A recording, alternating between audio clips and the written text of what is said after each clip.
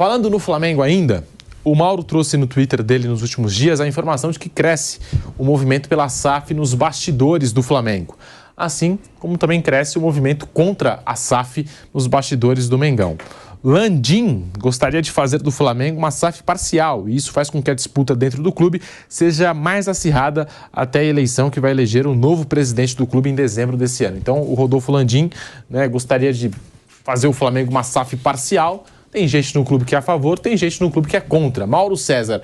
E a gente vem acompanhando no Vasco, rival do Flamengo, essa transformação de SAF. O Pedrinho concedeu uma entrevista aí nos últimos dias que a gente repercutiu bastante. E as dificuldades que ele vem enfrentando lá no Vasco com a SAF. Não tem muita voz dentro do clube, É a SAF que manda e ponto. E as suas informações, os bastidores sobre essa possibilidade de SAF no Flamengo. Eu acho que é uma possibilidade remota, mas o Landim insiste nessa ideia. Ele alega que dessa maneira ele poderia viabilizar a construção do estádio sem mexer nas finanças do clube, Mas a oposição à ideia ela é muito grande. A alegação, 25%, 30%, o Bayern de Munique fez isso. Eu gostaria de saber se alguém teria condições de garantir, mas garantir mesmo, não é da boca para fora, não. Assina aí, não vai passar de 25% ou de 30%. Nunca vai chegar a 51%. Porque se você abre a porteira para 25%, 30%, quem me garante que daqui a algum tempo não possam fazer uma nova mudança lá no Conselho, especialmente quando você controla o Conselho, Controla as pessoas que tomam as decisões, para passar para 51% e você ter o futebol do clube nas mãos de alguém. Como é que pode um clube numa situação como essa, superávit, com dinheiro em caixa, com uma situação financeira privilegiada, resolver vender parte do seu futebol? Troco do quê? Não tem cabimento, é uma ideia absolutamente sem sentido. Eu acho muito difícil que ele consiga levar adiante, embora ele insista, mas quem é contrário que abra o olho, porque não se deve descartar a possibilidade, embora eu acho difícil, porque a oposição à ideia ela é muito grande, muito grande. É até meio contraditório. Não, eu não quero ter sócio no estádio. Ok, eu quero que o estádio seja todo do clube, beleza. Mas quer ter um sócio no futebol? O futebol está consolidado, O estádio ainda tem que existir, tem que comprar o terreno, essa coisa toda. Ele está lá negociando para comprar o terreno lá do gasômetro, que é um terreno gerido pela Caixa, mas que não pertence à Caixa, de um fundo. Então, essa é uma história que deve rolar bastante nos próximos meses, porque tem eleição em dezembro, mas acho bem difícil, E eu acho que o caso do Vasco mostra muito bem. Só que o Vasco virou SAF porque não tinha para onde correr, o Vasco está absolutamente quebrado. E essa entrevista do Pedrinho, ela teve um resultado apenas. Mostrar para quem não entendeu ainda que quando o seu clube virar SAF, ele não pertence a ele mesmo. O Vasco não manda no Vasco. Elegeram o Pedrinho, não manda no Vasco. Manda em tudo ali, mas na piscina, na quadra, na churrasqueira, no salão de festa, mas não manda no futebol. O futebol é 70% da 777, 30% do Vasco, e me pareceu que ele deu a entrevista justamente para chocar mesmo, mostrar às pessoas, não posso falar, porque tem uma série de cláusulas de confidencialidade no contrato, e ele não pode falar sobre vários assuntos. Então, não só não tem poder de influência, como não pode falar a respeito. Está tudo escrito. Isso que ficou claro ali. Ele não posso falar, até porque deu entrevista. Eu entendi que se deu entrevista para mostrar isso, eu não posso falar sobre nada. Agora, a realidade é essa. Uma coisa do Botafogo, quem manda é o Textor. Se o Textor falar assim, acordar um dia e falar assim, eu quero fazer do Botafogo campeão da Libertadores. Dinheiro ele tem. Ele vai contratar grandes jogadores e vai até um dia ganhar. Se ele falar, quer saber? Eu vou investir no Lyon, sabe? Na França, está na Europa, um jogador bom ali, de repente já vai para a Premier League. Botafogo vou deixar aqui no meio de tabela, não vou deixar ser rebaixado, mas vou deixar no meio de tabela, fazer um investimento, vai ser meio de tabela. Quem decide é a cabeça dele, isso aí não está errado, todo mundo sabe que é assim, mas muitos torcedores ainda não entenderam que os seus clubes não pertencem mais a eles. Eles que eu falo, torcedores, sócios, porque bem ou mal, você pega o caso do Corinthians. O azar do Corinthians é que os que entraram parecem tão ruins ou piores do que os que saíram, em termos de gestão do clube. Pelo menos a sensação que fica nesse começo, um tanto quanto atrapalhado. Mas um grupo que estava no poder desde 2007 foi tirado no voto, gente. Se o Corinthians tivesse tido a sorte de chegar ali uma turma com ideias novas, querendo realmente sanear as finanças do clube, em algum tempo o Corinthians estaria, de repente, num outro patamar, e não com essa situação aí financeira sempre muito complicada. No São Paulo já é mais difícil, porque São Paulo tem um modelo que é uma coisa super lacrada, São os cardeais, aqueles conselheiros natos, é bem difícil de entrar. Aliás, é o clube, talvez, dos grandes do país, talvez seja o mais antidemocrático São Paulo. Qualquer sócio, qualquer pessoa que queira ali participar da vida política de São Paulo, que tenha boas intenções e capacidade, não consegue entrar. Você tem que ficar ali, né, fazendo parte daquele grupo que está ali há muito tempo. Mas você consegue eleger.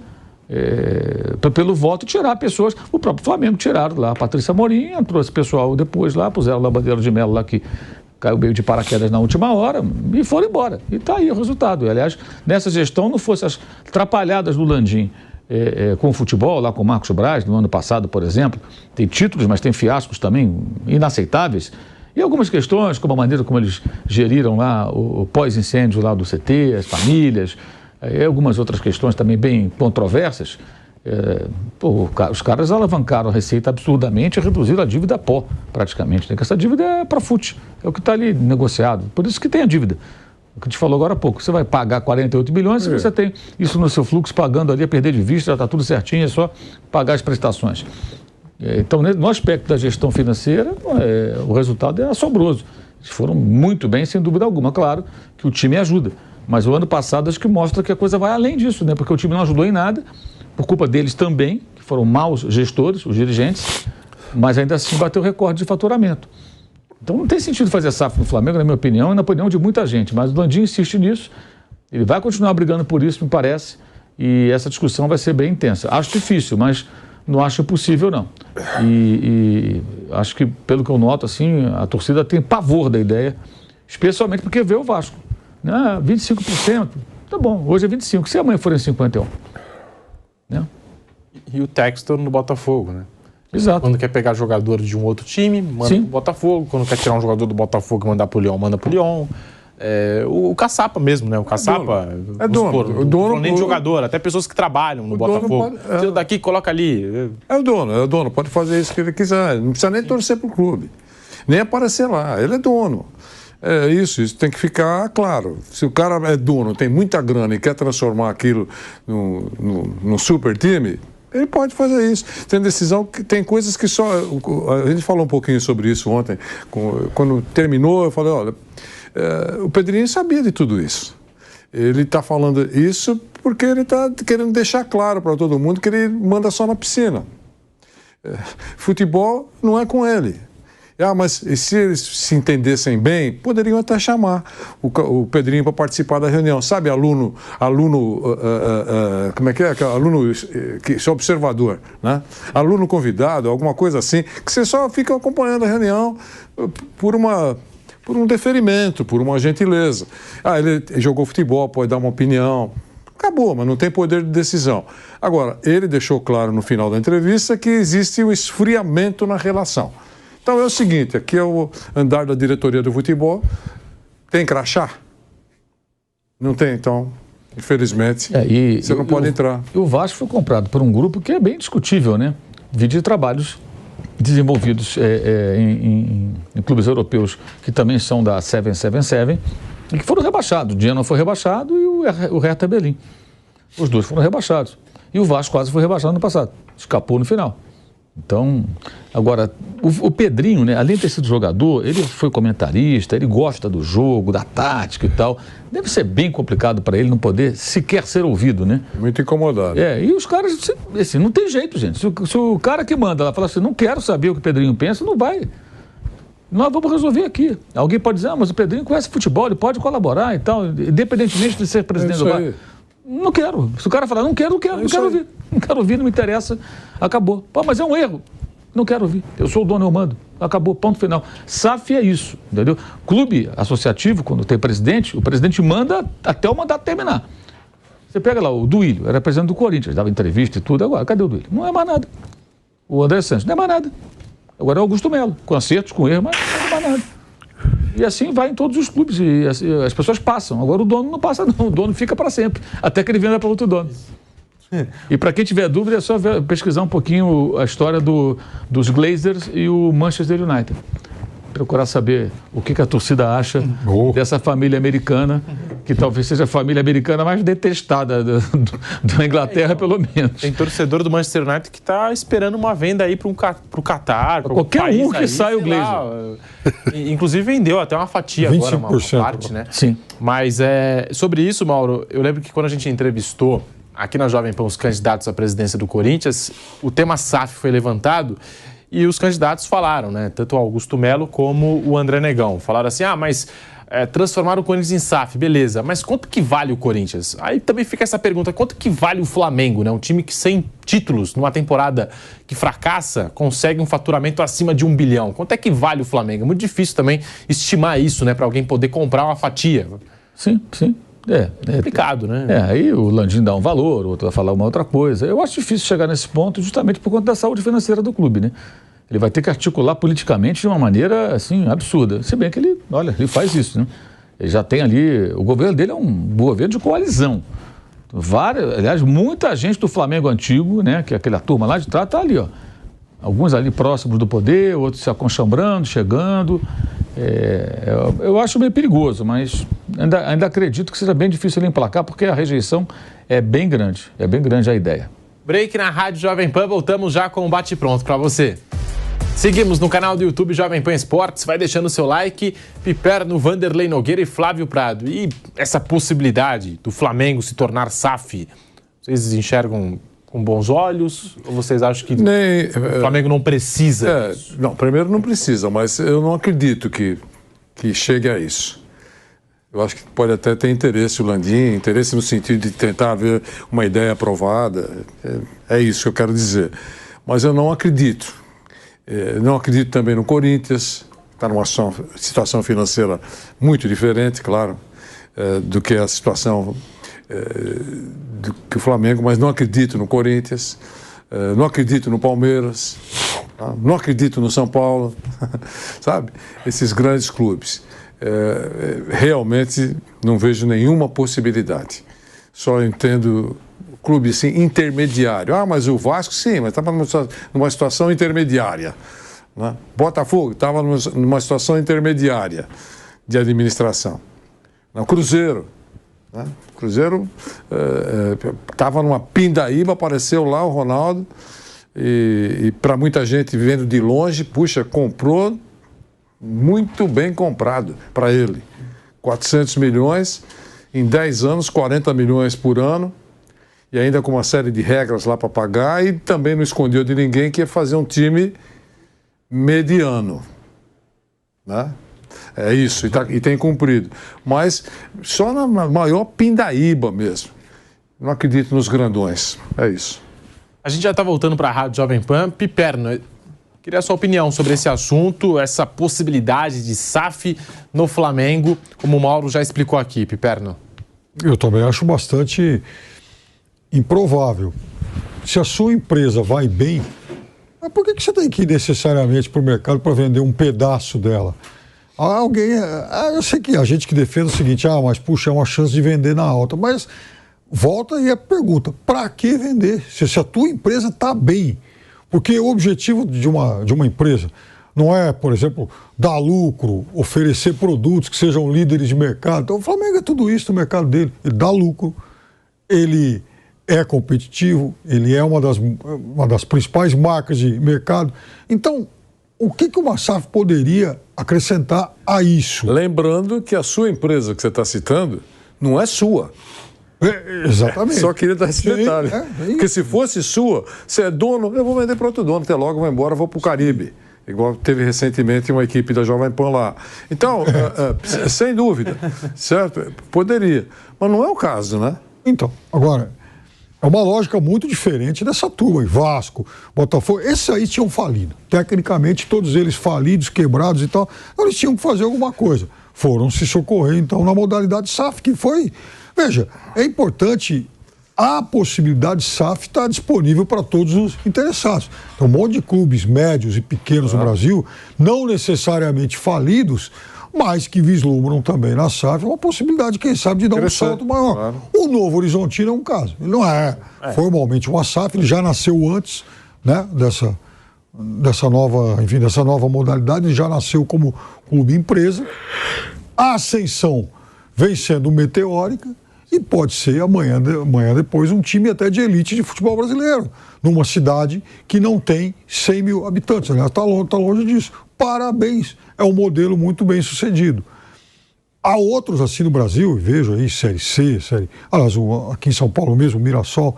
Agora, por que o Flamengo? Por que o Palmeiras? Não. Por que o Grêmio? Não. Né? São clubes de gestões muito eficientes.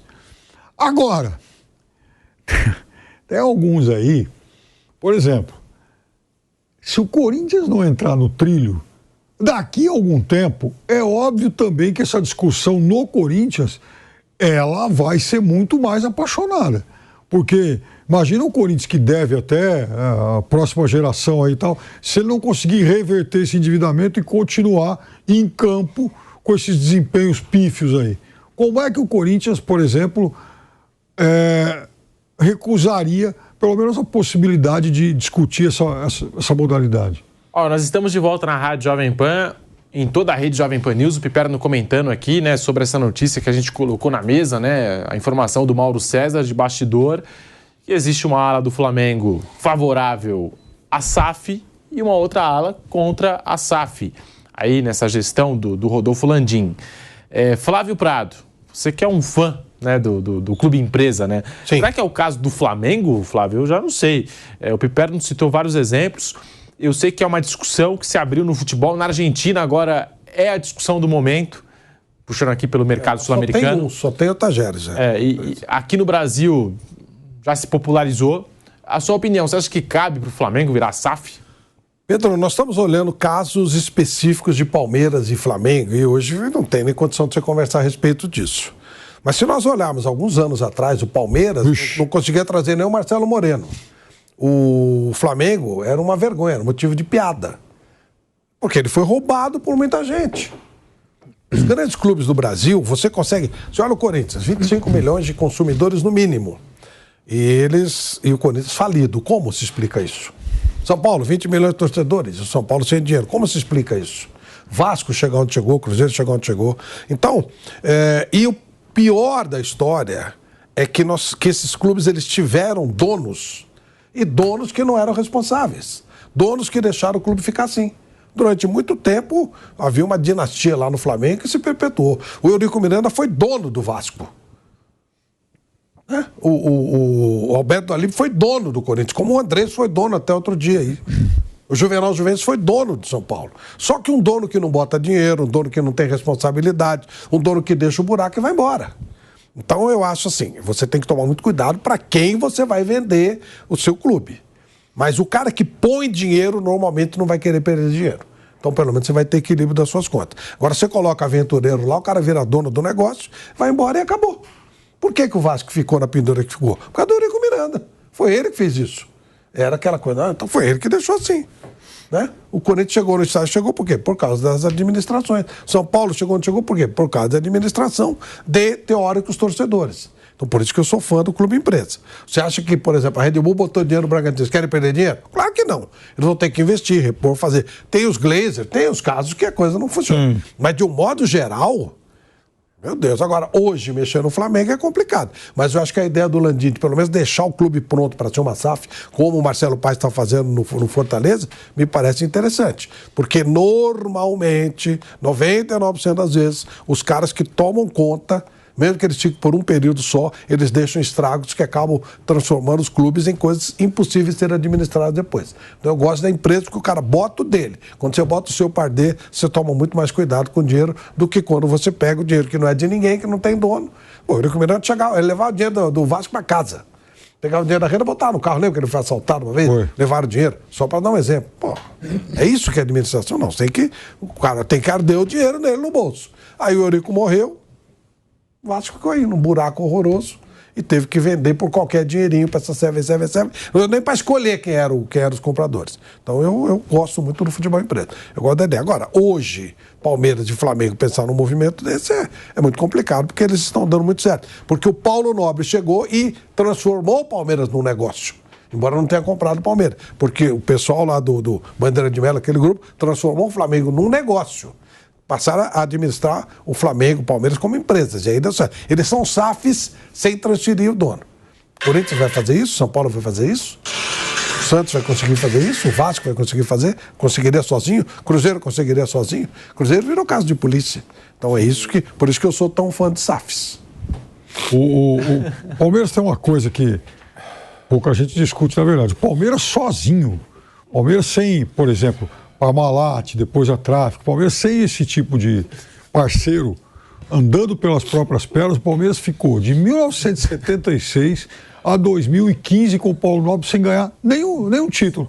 O Palmeiras, quando foi campeão nesse meio tempo, era o Palmeiras Parmalat, depois o título de 2008 lá com a Tráfico. Então, dependendo só do clube, só lá dos parasitas da carteirinha e tal, o Palmeiras ficou, na verdade, num jejum de 39 anos até o Paulo Nobre entrar e realmente revolucionar tudo. Paulo Nobre, na história do Palmeiras, ele é um revolucionário, é o cara que realmente transformou o clube, virou definitivamente a chave. Esse sistema de conselheiros, isso é uma coisa falida, isso é terrível. Parasitas da carteirinha. Acaba com... E os caras são donos do clube, sim, eles são donos, só que sem botar dinheiro, é um negócio terrível.